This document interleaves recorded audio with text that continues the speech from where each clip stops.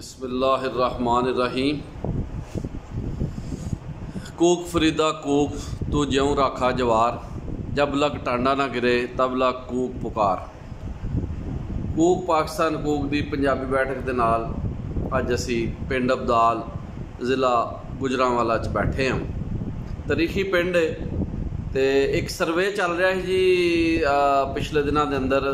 जनाब साढ़े उचेचे परौने जनाब तालब हुसैन चीमा साहब, चौधरी तालब हुसैन चीमा साहब साढ़े अज इस बैठक च मौजूद ने। कूक पाकिस्तान कूक की बैठक से असी इन्होंने जी आया आखने। इन्हों इन्हों के सज्जन बेली मोहम्मद ज़ाहिर पट्टी बैठे ने। तो पिछे वेख रहे हो जी सीनरी एक जहाज़ नज़र आ रहा है। ये जहाज़ इस गल की अलामत है कि हवावां के मुसाफिर ने तो हवावां जहाज़ों चलाने वाले एयर एविएशन जी है ना जी वो नुमाइंदा जनाब चौधरी तालब हुसैन चीमा मौजूद ने, नाले चौधरी तो नाले हवावां चलाने वाले, तो हर लिहाज नाल जनाब काबिल कदर शख्सियत बैठे ने।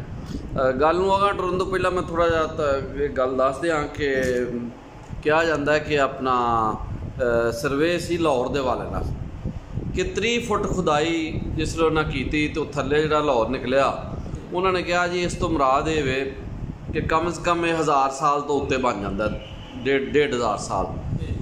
तो 30 फुट जो चीज़ उतना टुर जाए उच्ची हो जाए, मतलब वो 10-10 फुट के हिसाब नाल मापिया गया किन्ने साल लंघ गए। तो अब्दाल पिंड जिथे असीं बैठे हैं इत्थों जो थे वे टिब्बा वो जो थे वे वो तो मेरा 100 फुट के नेड़े है जी, 100 फुट के नेड़े है। तो यदा मतलब ये कि ये पिंड तो फिर होर कोई हज़ारां वरियां दा हो सकता है, 3000 साल भी कह सकते हो। हाँ, मतलब ये मज़ाफाती एरिया ज़्यादा पुराने ने, गुजरांवाल का मज़ाफाती एरिया लेकिन ज़्यादा पुराना है। तो असी गल अगर टुरांगे जनाब चौधरी तालब हुसैन चीमा साहब जोड़े कि जे हुण रिटायर होए ने, जोड़ा सियालकोट एयरपोर्ट के सिक्योरिटी अफसर सन और जहाज़ों चलाते सन। पूरी हवावां इन्हां दे हत्थ ही सन, तो हवावां का जोड़ा रस्ता सी मुतयन करते सन। जनाबे वाली की हाल है जी? अच्छा सर, असी तुहाडे पिंड अज आए हाँ, तो अब्दाल चीमा साडा भी पिंड है, तो ये बड़ा मरूफ है पाकिस्तान और पंजाब की तारीख के वाले नाल, और चढ़दा पंजाब दे विच इहदा एक नाम है क्योंकि इत्थों बहुत सारे लोग चढ़दे पंजाब विच चले गए हैं। यह लहिंदा पंजाब च असीं बैठे हाँ।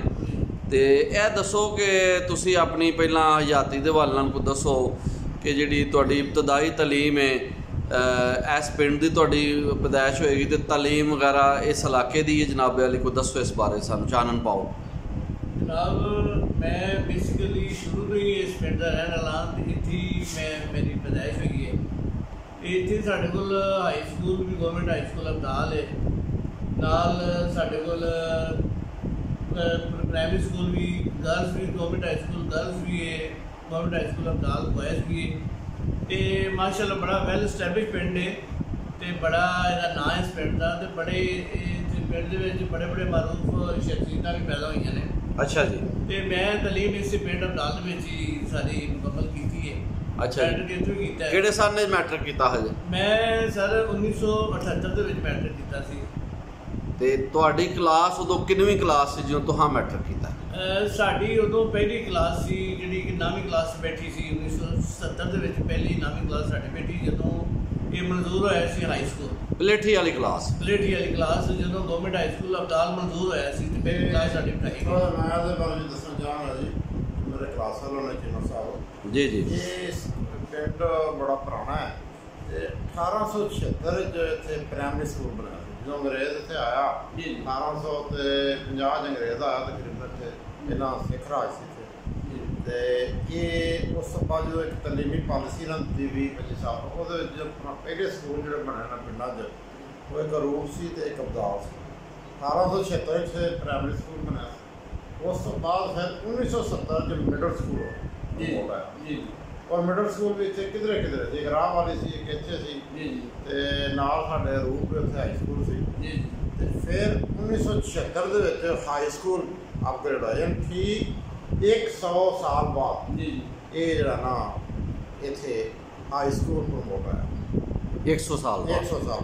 ते 1978 च ये पलेठी वाली जिहड़ी जमात, हाँ जी, ਇਹ ਸਰ ਤਾਲੁਕ ਕੀਮਾ ਸਾਹਿਬ ਜਿਹੜੇ ਨੇ ਮੇਰੇ ਕਲਾਸ ਵਾਲੇ ਨੇ ਸਾਡੀ ਪਹਿਲੀ ਕਲਾਸ ਸੀ ਜਿਹੜੀ ਜੀ ਉਹ ਇੱਥੋਂ ਫਾਰਵਰਡ ਦੱਸੀ ਦੱਸਿਆ ਇਹ ਵਾਸਤੇ ਸਾਨੂੰ ਇਹਨਾਂ ਨੂੰ ਇੱਕ ਤਰ੍ਹਾਂ ਇਹ ਲਿਹਾਜ਼ ਨਾਲ ਅਹਿਮੀਅਤ ਵੀ ਹੈ ਕਿ ਪਹਿਲੀ ਕਲਾਸ ਜਦੋਂ ਵੀ ਅੱਜ ਤੋਂ 10 ਨਾਲ ਲਿਆ ਜਾਏਗਾ ਪਹਿਲੀ ਕਲਾਸ ਜਿਹੜੀ ਸੀ 1978 ਵਿੱਚ। ਹਾਂਜੀ, ਸਾਨੂੰ ਇਹ ਬੜਾ ਆਜ਼ਾਦ ਹੈ ਕਿ ਸਾਡੀ ਅਬਦਾਲ ਦੀ ਪਿੰਡ ਅਬਦਾਲ ਦੀ ਸਭ ਤੋਂ ਪਹਿਲੀ ਕਲਾਸ ਜਿਹੜੀ ਉਹ ਮੈਟ੍ਰਿਕ ਦੀ ਸਭ ਤੋਂ ਪਹਿਲੀ ਕਲਾਸ ਜਿਹਦਾ ਮਨਜ਼ੂਰ ਹੋਇਆ ਤੇ ਪਹਿਲੀ ਕਲਾਸ ਸਾਡੀ ਸੀ ਤੇ ਸਾਨੂੰ ਇਸ ਚੀਜ਼ ਦਾ ਬੜਾ ਫਖਰ ਹੈ, ਬੜਾ ਮਾਣ ਤਰਾਣ ਹੈ, ਬੜਾ ਮਾਣ ਹੈ, ਸਾਨੂੰ ਬੜਾ ਫਖਰ ਹੈ ਕਿ ਅਸੀਂ ਪਹਿਲੀ ਕਲਾਸ ਸੀ ਤੇ ਸਾਡੀ ਕਲਾਸ ਦਾ ਰਿਜ਼ਲਟ ਵੀ 100% ਰਿਹਾ ਸੀ।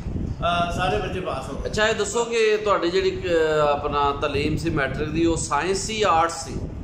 ਮੇਰੀ ਤਾਲੀਮ ਜਿਹੜੀ ਸੀ ਅਸੀਂ 10 ਲੜਕੇ ਜਿਹੜੇ ਸੀ ਉਹ ਆਰਟਸ ਸਾਇੰਸ ਦੇ ਸਨ, ਬਾਕੀ 3 ਲੜਕੇ ਜਿਹੜੇ ਆਰਟਸ ਦੇ ਸਨ ਤੇ ਅਸੀਂ ਮੇਰੇ ਜਿਹੜੇ ਦੋਸਤ ਨਾਲ ਬੈਠੇ ਨੇ ਇਹਨਾਂ ਵੀ ਸਾਇੰਸ ਰੱਖੀ ਸੀ ਤੇ ਮੈਂ ਵੀ ਇਹਨਾਂ ਨੂੰ ਵੇਖ ਕੇ ਸਾਇੰਸ ਰੱਖੀ ਸੀ। ਯਾਨੀ 40 ਮੁੰਡੇ ਖੁੰਡੇ ਜਿਹੜੇ ਸਨ ਉਸ ਟਾਈਮ ਫਾਰਗ ਹੋਏ ਸਨ। ਹਾਂਜੀ, ਪਹਿਲੀ ਜਿਹੜੀ ਪਲੇਠੀ ਵਾਲੀ ਜਮਾਤ ਸੀ ਜੀ ਉਹਦੇ ਵਿੱਚ। ਤੇ ਹੈਡ ਮਾਸਟਰਸ ਕੌਣ ਸਨ ਜੀ ਸਕੂਲ ਦੇ ਉਸ ਵੇਲੇ? ਉਸ ਵਕਤ ਦੀ ਹੈਡ ਮਾਸਟਰ ਮੁਹੰਮਦ ਯੂਸਫ ਮੰਡ ਸਾਹਿਬ ਸਨ ਤੇ ਮਾਸ਼ਾਅੱਲਾ ਬੜੇ ਅੱਛੇ ਉਹ ਵੀ। ਉਹਨਾਂ ਦਾ ਕਿਹੜੇ ਇਲਾਕਾ ਸੀ ਉਹਨਾਂ ਦਾ ਜੀ?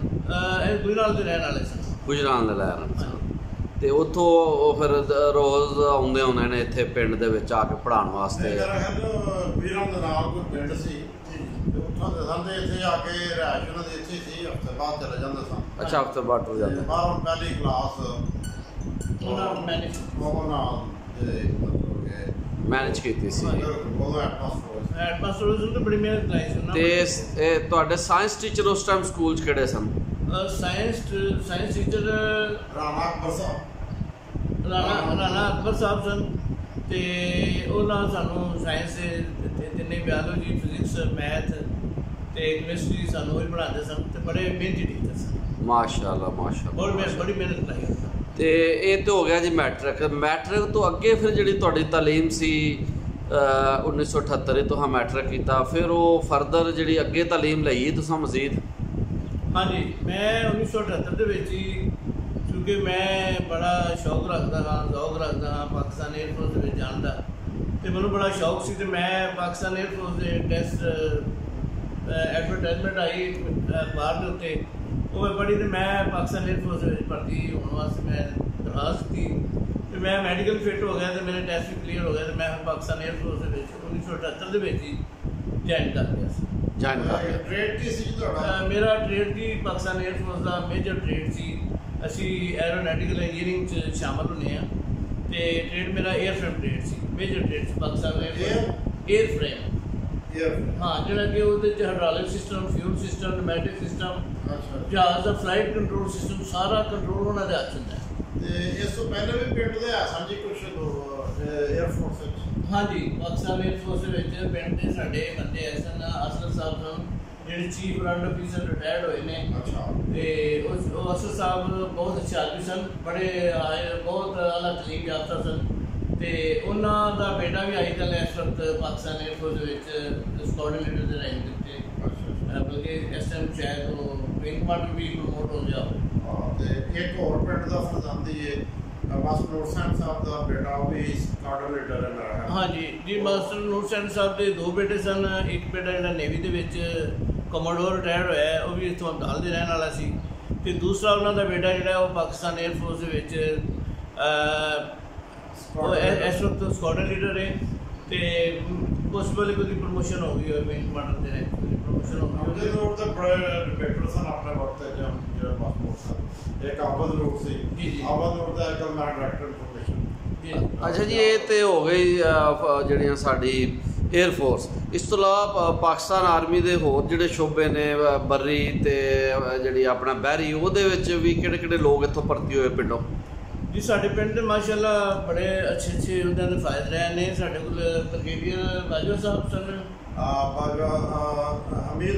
ਬ੍ਰਿਗੇਡੀਅਰ ਹਮੀਦ ਬਾਜਵਾ ਸਾਹਿਬ ਇਸ ਅਬਦਾਲ ਦੇ ਸਨ। ਉਹ ਵੀ 1970 ਦੇ ਵਿੱਚ ਬ੍ਰਿਗੇਡੀਅਰ ਸਨ ਤੇ ਉਸ ਦੌਰ 'ਚ ਉਹਨਾਂ ਇੱਕ ਬੜੀ ਮਤਲਬ ਅੱਛੀ ਤਰੱਕੀ ਪਾਈ, ਬੜੀ ਪ੍ਰਮੋਸ਼ਨ ਪਾਈ ਤੇ ਨਾਲ ਉਸ ਤੋਂ ਬਾਅਦ ਮੇਜਰ 20 ਸਾਲ ਮੇਜਰ अनवर साहब ने जिहड़े कि मेजर मोहम्मद अनवर चीमा साहब, मेजर मोहम्मद अनवर चीमा साहब जिहड़े कि चौधरी सरदार खां एडवोकेट वकील ने अब्दाल दे बड़े सीनियर वकील ने पाकिस्तान दे, उन्होंने बेटे सन, वो मरहूम दे बेटे ने। मरहूम बेटे ने माशाल्लाह उन्होंने भी बड़ी ना अच्छी उन्होंने पोजीशन बेटे भी है जी, उन्होंने बेटे भी हैं, उन्होंने बेटा भी फर्दर की कार भी ज्वाइन किया मेजर नबील अनवर, वो भी मेजर रिटायर होया है। ये बरी च ने बरी भाई बरी फौज ते बैरिया च बैरियर ਵਿੱਚ ਜਿਹੜਾ ਬਹੁਤ ਸਾਰੇ ਸਾਡੇ ਅਬਦਾਲ ਦੇ 2-3 ਹੋਰ ਵੀ ਹਨ ਜਿਹੜੇ ਚੌਧਰੀ ਰਹਿਮਤ ਖਾਨ ਸਾਹਿਬ ਦਾ ਬੇਟਾ ਇੱਕ ਉਹਨਾਂ ਦਾ ਪੁੱਤਰ ਹੈ ਜਿਹੜਾ ਕਿ ਐਸਐਮ ਨੇਵੀ ਦੇ ਵਿੱਚ ਉਹ ਵੀ ਕਮੋਡੋਰ ਰੈਂਕ ਦੇ ਕਰੀਬ ਉਹ ਵੀ ਪਹੁੰਚਿਆ ਤੇ ਇੱਕ ਸਾਡੇ ਆਪਣਾ ਚੌਧਰੀ ਅਨਵਰ ਸਾਹਿਬ ਨੇ ਆਪਣਾ ਉਹਨਾਂ ਦਾ ਬੇਟਾ ਐਸਐਮ ਨੇਵੀ ਦੇ ਵਿੱਚ ਉਹ ਵੀ ਕਮਾਂਡਰ ਇਹਨਾਂ ਦਾ ਨਹੀਂ ਡਾਡੇ ਵਾਲੇ ਇਹਨਾਂ ਦਾ ਉਹਨਾਂ ਦਾ ਬੇਟਾ ਇੱਕ ਸੂਰੀ ਅਫਸਰ ਸਾਹਿਬ ਨੇ ਉਹਨਾਂ ਦਾ ਬੇਟਾ ਇਸ ਟਾਈਮ ਜਿਹੜਾ ਉਹ ਵਿੰਗ ਕਮਾਂਡਰ ਦੇ ਰੈਂਕ ਦੇ ਕਰੀਬ ਯਾਨੀ ਕਿ ਉਹ ਨੇਵੀ ਦੇ ਵਿੱਚ ਕਮਾਂਡਰ ਕਹਿੰਦੇ ਨੇ ਉਹਦੇ ਪ੍ਰਮੋਸ਼ਨ ਉਹਦੀ ਹੋਈ ਹੈ ਮਾਸ਼ਾਅੱਲਾ ਉਹ ਅੱਛੀ ਪੋਜੀਸ਼ਨ 'ਤੇ ਮਾਸ਼ਾਅੱਲਾ ਅੱਛੀ ਪੋਜੀਸ਼ਨ ਤੇ ਪਿੰਡ ਦੇ ਕਾਫੀ ਆਰਮ ਫੋਰਸਸ ਹਾਂਜੀ ਔਰ ਸਿਵਲ ਸਰਵਿਸ ਨੇਵੀ ਦੇ ਵਿੱਚ ਸਾਡੇ ਕੋਲ ਹੋਰ ਵੀ ਪ੍ਰਸ਼ਾਦ ਸਾਹਿਬ ਨੇ ਉਸ ਤੋਂ ਬਾਅਦ ਮਲਕ ਨੇ ਸਾਡੇ ਕੋਲ ਇੱਥੇ ਮਲਕ ਬੂਟਾ ਸਾਹਿਬ ਦੇ ਬੇਟੇ ਨੇ। ਅੱਛਾ ਜੀ, ਮਲਕ ਬੂਟਾ ਸਾਹਿਬ ਮਹਿਲ ਵਿੱਚ ਕੁਝ ਦੇਰ ਰਹੇ ਨੇ, ਉਹ ਪਾਕਿਸਤਾਨ 에ਅਰਫੋਰਸ ਮਲਕ ਬੂਟਾ ਪਾਕਿਸਤਾਨ ਨੇ ਕਰਾਚੀ ਵੀ ਰਹੇ ਨੇ ਜੀ। ਅੱਛਾ ਮਲਕ ਬੁੱਢਾ ਸਾਹਿਬ ਦੇ ਕਿਹੜੇ ਲੋਕ ਪੁੱਤਰ ਨੇ ਜੀ ਨੇਵੀ ਚ? ਕਿਉਂ ਮਲਕ ਬੂਟਾ ਸਾਹਿਬ ਦੇ ਜਿਹੜੇ ਨੇ ਉਹ ਉਹਨਾਂ ਦੇ ਪੋਤਰੇ ਨੇ, ਉਹ ਨੇਵੀ ਦੇ ਵਿੱਚ ਰਹੇ ਨੇ ਤੇ ਉਹ ਪੋਤਰੇ ਉਹਨਾਂ ਦੇ ਉਹ ਨੇਵੀ 'ਚ ਰਹੇ ਨੇ, ਉਹਨਾਂ ਦਾ ਮੈਡੀਕਲੀ ਫਿਰ ਬਾਅਦ ਬੋਰਡ ਹੋ ਗਿਆ ਤੇ ਬਾਅਦ ਜਿੱਥੇ ਪੁਲਿਸ ਲਾਈਨ ਵੀ ਐਜ਼ ਏ ਕਮਿਊਨੀਕੇਸ਼ਨ ਤੇ ਸਰਵਿਸ ਕਰਦੇ ਰਹੇ ਨੇ ਤੇ ਬਾਅਦ ਉਹਨਾਂ ਦੀ ਸਨ 71 ਦੇ ਵਿੱਚ ਵੀ ਪਿੰਡ ਦੇ ਦੌਰਾਨ 3 ਜੰਗੀ ਕੈਦੀ ਵੀ ਹੋਏ ਨੇ।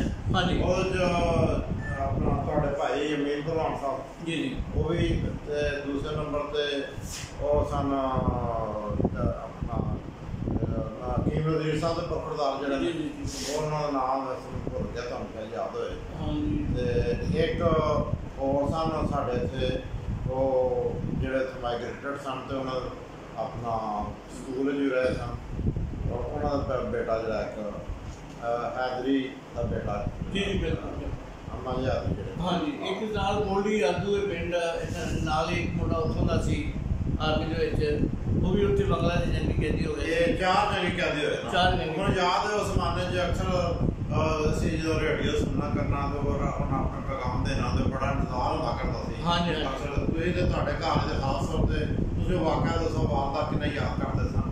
ਵੈਸੇ ਜੀ ਗੱਲ ਇਹ ਵੀ ਕਿ ਮੁਹੱਬਤ ਮਾਂ ਬਾਪ ਨੂੰ ਸਾਰਿਆਂ ਨਾਲ ਹੁੰਦੀ ਹੈ, ਸਾਰੇ ਬੇਟੇ ਜਿਹੜੇ ਨੇ ਬੜੇ ਅਜ਼ੀਜ਼ ਹੁੰਦੇ ਨੇ, ਬੜੇ ਪਿਆਰੇ ਹੁੰਦੇ ਨੇ, ਲੇਕਿਨ ਵੱਡਾ ਬੇਟਾ ਜਿਹੜਾ ਉਹਨੂੰ ਜ਼ਿਆਦਾ ਪ੍ਰੈਫਰ ਕੀਤਾ ਜਾਂਦਾ ਹੈ, ਜ਼ਿਆਦਾ ਉਹਨੂੰ ਮੁਹੱਬਤ ਉਹਨੇ ਕੀਤੀ ਜਾਂਦੀ ਹੈ, ਇਜ਼ਹਾਰ ਕੀਤਾ ਜਾਂਦਾ ਹੈ। ਤੇ ਉਹ ਹੈ ਕਿ ਜਦੋਂ ਮੈਨੂੰ ਪਾਕਿਸਤਾਨ ਨੂੰ ਜ਼ਰੂਰਤ ਪਈ 1971 ਦੇ 1963 ਜੰਗ ਦੇ ਵਿੱਚ 1965 ਦੀ ਜੰਗ ਤੋਂ ਬਾਅਦ 1965 ਦੀ ਜੰਗ ਤੋਂ ਬਾਅਦ ਪਾਕਿਸਤਾਨ ਨੂੰ ਜ਼ਰੂਰਤ ਪਈ ਨੌਜਵਾਨਾਂ ਦੀ ਤੇ ਪਿੰਡਾਂ ਦੇ ਵਿੱਚ ਆ ਉਹਨਾਂ ਭਰਤੀ ਕੀਤੀ ਤੇ ਮੇਰੇ ਵੱਡੇ ਭਾਈ ਅਮੀਨ ਪਹਿਲਵਾਨ ਮੁਹੰਮਦ ਅਮੀਨ ਚੀਮਾ ਸਾਹਿਬ ਇਹਨਾਂ ਦੀ ਸਿਲੈਕਸ਼ਨ ਹੋ ਗਈ ਇੱਥੋਂ ਦਾਲ ਤੋਂ ਨਾਲ 3 ਬੰਦੇ ਹੋਰ ਸਿਲੈਕਟ ਹੋਏ।